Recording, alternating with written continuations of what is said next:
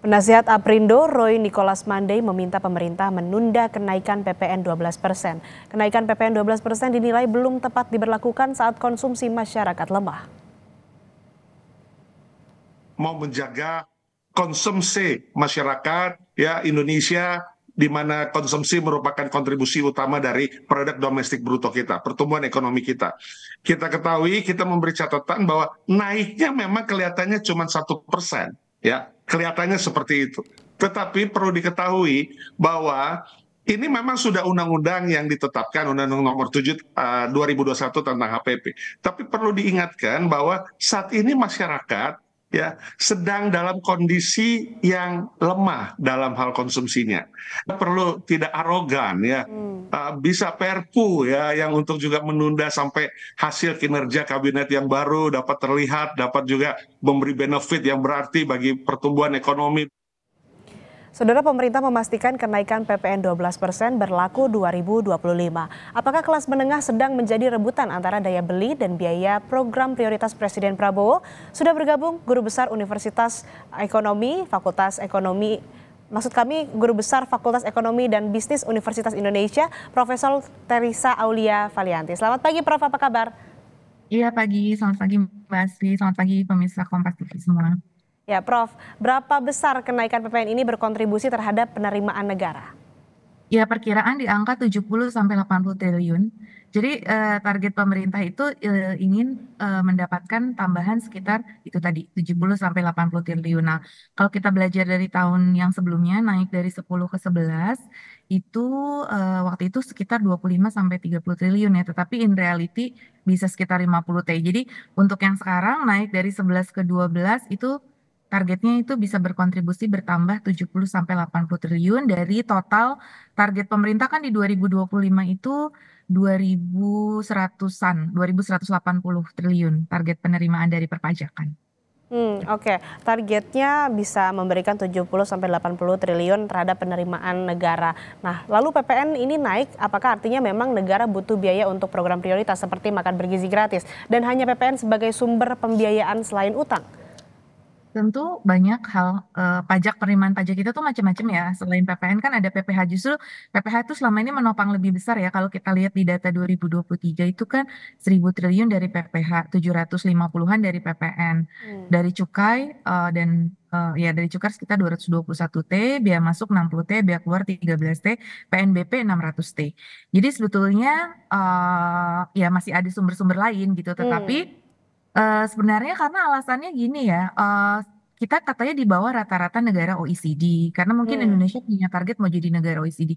Nah, rata-rata OECD itu adalah 15%. Jadi PPN-nya ya rata-rata, dan kita tuh termasuk katanya dibandingkan negara ASEAN lain itu kita tuh termasuk rendah seperti itu. Nah, tapi mungkin perlu diketahui bersama bahwa karena sektor informal kita tuh sangat tinggi ya, beda dengan negara lain. Jadi dengan kondisi informality masyarakat yang sangat tinggi, kemampuan atau masyarakat dalam membayar PPN ini menjadi bisa nggak apple to apple gitu ya. Jadi artinya bahwa mungkin banyak hal yang harus diperbaiki dari ekonomi kita ya, di mana maksudnya gini, kan kalau sektor informal tinggi, masyarakat tuh lebih rentan, lebih fragile, pendapatannya lebih volatile. Nah, di negara lain yang rata-rata OECD itu 15%, pendapatannya dan kesejahteraan serta pelayanan publiknya itu lebih baik gitu. Nah, fasilitas publiknya juga lebih baik. Jadi, dan gak banyak pungli-pungli, misalkan kayak gitu. Beban hidup masyarakat tidak banyak gitu. Nah, kalau kita dengan PPN bertambah ini, tapi banyak pungli, banyak iuran-iuran yang harus dibayar, kemudian juga fasilitas publiknya kurang memadai. Nah, itu yang nggak apple to apple-nya di situ mungkin yang perlu dikaji oleh pemerintah lebih jauh. Dan sebenarnya ada pendapatan lain yang bisa digenjot yaitu PPH, terutama PPH untuk atas ya, yang mungkin itu masih bisa kita tingkatkan, yang belum optimal seperti itu. Jadi masih banyak tax avoidance, tax evasion yang bisa kita kejar dulu gitu. Nah, tapi kan kita lebih ya mungkin tadi ya karena ada target-target yang ingin dicapai oleh pemerintah tadi. Jadi mungkin yang perlu dikaji sebetulnya itu pendapatan lain kan mau ditingkatkan gitu. Terutama yang ini baru-baru ini juga akan keluar RUU teks sedang digodok RUU teks amnesti jilid 3. Nah, itu kan sebetulnya nanti ada tambahan pendapatan juga. Jadi apakah nggak wise juga kalau kita review? Maksudnya kalau bersamaan nanti ada jadi tax amnesty dan sebagainya, apakah masih perlu kenaikan PPN ini? Karena tadi kondisi masyarakat dengan IKK yang turun, walaupun masih optimis ya, indeks penjualan retail yang turun. Jadi indeks-indeks ini sudah PMI kita turun. Jadi apa? Indikator-indikatornya sedang menunjukkan ekonomi nggak terlalu sehat banget untuk menerima dampak dari kenaikan PPN. Tapi kalau pemerintah pun mau tetap ya tadi harus ada sejumlah kompensasi lah nanti untuk masyarakat memitigasi resiko-resiko negatif dari kenaikan PPN ini, jika Hmm. memang harus dilakukan. Hmm. Kemudian kan tadi disebutkan juga ada beberapa sumber begitu ya, katakanlah soal ataupun dari PPH begitu. Kira-kira berapa besar sumbangsinya terhadap penerimaan negara kalau dari PPH, Prof? Ya, nanti kan ada Cortex System ya. Dengan Cortex System ini pemerintah yakin bisa menaikkan sekitar, misalkan kalau PPH itu sekitar dulu 2023 itu 1000 T, bisa aja jadi 1100 T gitu misalkan ya, atau 1200. Karena dengan adanya Cortex System ini, kemungkinan untuk melakukan tax avoidance itu menjadi lebih kecil. Nah, karena semua data sudah terintegrasi begitu ya. Jadi dengan data yang lebih terintegrasi, kemungkinan penyampaian laporan pajak yang kurang tepat itu menjadi lebih kecil, sehingga kemungkinan kebocoran itu juga semakin kecil. Nah, seharusnya ya bisa ada lah mungkin ke sekitar tambahan 100 sampai 200 T gitu ya dari Hmm. vortex sistem yang diterapkan ini kalau dugaan saya ya untuk PPH. Terus kalau kita misalkan mau kejar juga wajib-wajib pajak besar dan juga perusahaan-perusahaan besar seperti dengan adanya Simbara. Jadi kan Simbara itu supaya kan sekarang yang lagi booming kan sektor pertambangan. Nah, supaya pajak di sektor pertambangan itu dilaporkan secara baik, itu kan ada yang diterapkan juga Simbara gitu. Digitalisasi Hmm. perpajakan itu dilakukan secara masif. Dengan digitalisasi semua terdata dengan baik, itu juga harusnya bisa menghasilkan penerimaan pajak itu. Jadi sehingga sebetulnya mungkin banyak compensating-compensating lain yang bisa mengcover kalau PPN tidak jadi naik sebetulnya kalau Hmm. kita mau inovatif. Nah, tapi again mungkin pemerintah ada alasan lain seperti tadi ya karena ingin mengejar target seperti OECD dan lain sebagainya. Tapi tadi kita kalau bandingin tuh harus bandingin juga apple to apple dalam arti tadi informalitas kita masih tinggi, job masyarakat itu banyak di sektor informal. Nah, itu yang harus dilihat terus fasilitas publiknya seperti apa.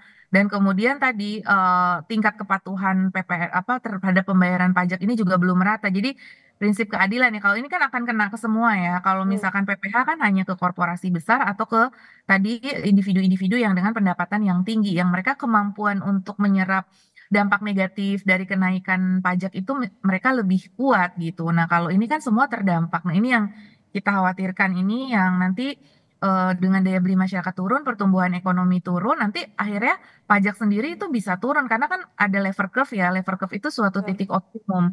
Kalau udah melewati titik optimum, kenaikan tarif itu bukan akan menaikkan pendapatan seperti itu. Nah, itu sudah dikaji belum bahwa kita tuh memang masih pada suboptimal level. Jadi kita masih bisa menaikkan tarif tanpa akan Hmm. menurunkan value-nya gitu, penerimaan pajaknya itu karena ada dampak negatif tadi kan gitu. Nah, itu apakah Hmm. sudah dikaji lebih lanjut gitu. Dari 10 ke 11, 11 ke 12. Ini kan baru kemarin lah ya kita menaikkan. Mungkin 12 itu Hmm. nanti ketika ekonomi kita sudah membaik, sudah mencapai pertumbuhan yang baik, barulah bisa diterapkan 12. Kalau menurut saya sih ditunda 1 tahun mungkin masih Hmm. bisa ya. Nanti sampai menunggu keadaan membaik sambil kita perbaiki growth ekonomi kita dan kesiapan masyarakat seperti itu. Baiknya kenaikan PPN 12% atau 1 persen poin ini ditunda setahun begitu ya, Prof. Tapi Ya, ini apalagi kalau sebetulnya, teks amnesti hmm, jadi gitu. Maksudnya karena dengan adanya itu kalau teks amnesti jadi kan bisa menambah 100 T itu hmm, bisa mengurangi kenaikan ini. Dan kalau teks amnesti kan dampaknya nggak akan semasif dari PPN.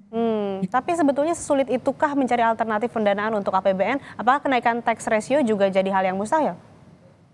Ya, karena target tax ratio itu memang tinggi sekali ya. Tapi kan di sini pemerintah juga punya pendapatan lain. Tadi seperti disampaikan juga PNBP, misalkan penerimaan negara bukan pajak. Nah, PNBP itu sebetulnya masih banyak potensinya juga gitu. Jadi kita bisa genjot. Nah, apalagi nanti dengan ada tax amnesty again, itu kita sebetulnya masih bisa ya banyak dan kan emang seperti Pak Presiden Prabowo sampaikan bahwa sebetulnya dana orang-orang luar itu apa dana orang Indonesia di luar itu masih banyak. Nah, kalau itu bisa ditarik melalui tax amnesty, wah itu luar biasa gitu. Itu tanpa menyusahkan masyarakat-masyarakat kecil gitu. Jadi itu yang maksudnya supaya ini ya prinsip keadilan ya dalam arti bahwa yaitu.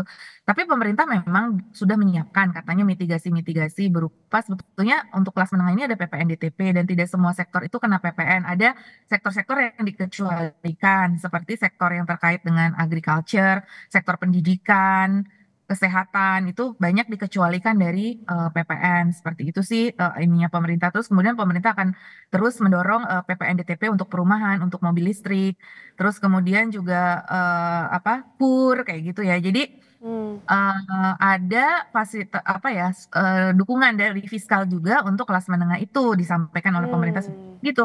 Kan kalau itu belum tentu semua dapat, tapi kalau PPN itu semua akan terkena. Nah, itu masalahnya. Jadi itu ya secara distribution impact-nya itu akan lebih worse gitu kalau untuk PPN. Makanya kalau bisa itu terakhir sih kalau menurut saya sih menunggu kita kondisi stabil dulu gitu ya. Tapi kan again pemerintah mungkin ada pertimbangannya selama itu didukung oleh kajian dan kemudian ada kompensasi untuk menjaga kelas menengah ini gitu ya. Jangan sampai juga ini menimbulkan keresahan di masyarakat seperti itu. Di tengah kita sekarang ada gelombang PHK dan lain sebagainya. Tentu kenaikan PPN ini jangan sampai menjadi ya apa ya fireback kepada kita gitu. Jadi tahu-tahu nanti kenaikan pajaknya tidak 70 sampai 80 triliun karena tadi ada efek negatif dari penurunan konsumsi ataupun peningkatan inflasi karena pemerintah sebetulnya sudah bikin simulasi juga kalau tidak salah ataupun beberapa penelitian dampak ke inflasi itu akan naik 0,3 sampai 0,5. Nah, padahal ini Trump terpilih itu kemungkinan harga minyak naik. Tren geopolitik di Timur Tengah akan lebih memanas, perang dagang akan lebih tinggi, tarif akan lebih tinggi. Nah, itu kecenderungan harga-harga akan naik, inflasi jadi lebih naik. Nah, ditambah dengan inflasi PPN. Nah, berapa inflasi yang nanti harus ditanggung oleh masyarakat itu juga ya menjadi semakin bertambah lah beban itu. Jadi kalau menurut saya sih kalau ada yang lain, PPh dulu dan lain sebagainya. Tapi PPN juga sebetulnya ada ruang lagi, bukan cuma di tarif, yaitu di basis PPN-nya itu sendiri. Jadi masih banyak yang belum terdata di dalam data PPN. Jadi, tidak semua toko atau warung misalkan membayar PPN menjadi PKP. Nah, itu sebetulnya masih banyak ruang di situ yang belum. Jadi tanpa harus menaikkan tarif ada tax effort dulu yang harus kita kerjakan. Nah, itu sebenarnya masih bisa gitu loh. Tanpa menaikkan tarif harusnya. Baik, terakhir Prof, penegasan dan singkat saja. Katakanlah jika PPN 12% ini sudah tidak bisa ditawar, apa kompensasi buat kelas menengah? Misalnya mungkin penundaan pembatasan Pertalite atau justru menahan kenaikan harga BBM maupun subsidi gas? Ya itu tentu yang diharapkan masyarakat ya, karena ini pemerintah mau berbarengan nih, subsidi BBM dikurangin, ini. Jadi, tapi ya karena memang benar subsidi BBM ini banyak dinikmati oleh kelas menengah ya berdasarkan hasil penelitian juga. Jadi ya sebetulnya kalau subsidi BBM nggak jadi naik, nggak jadi dipangkas gitu ya, artinya pembatasannya juga tidak terlalu ketat. Nah itu masyarakat sebetulnya lebih bisa terbantu ya dengan adanya itu gitu. Dan kemudian pemerintah juga menyiapkan tadi KUR, ya kemudian ya dengan makan bergizi gratis diharapkan ada menyasar ke kelas menengah juga sehingga mengurangi beban dari ya misalkan biaya untuk makan putra putri dan lain sebagainya itu bisa terbantu misalkan dari makan bergizi gratis itu gitu ya di sekolah. Nah, itu apabila ya itu dan kemudian PPN DTP untuk sektor properti dan listrik ini juga diharapkan bisa menjadi compensating gitu untuk kelas menengah sendiri dan juga nanti dibantu dari moneternya penurunan suku bunga. Karena harapan kita kan kita keluar dari higher for longer suku bunga bisa turun. Nah, dengan penurunan suku bunga buat masyarakat yang punya cicilan itu kan diharapkan ada penurunan beban. Jadi koordinasi dengan moneternya juga sih bahwa kalau moneter itu suku bunga turun itu juga bisa membantu memberikan ruang bagi kelas menengah seperti itu.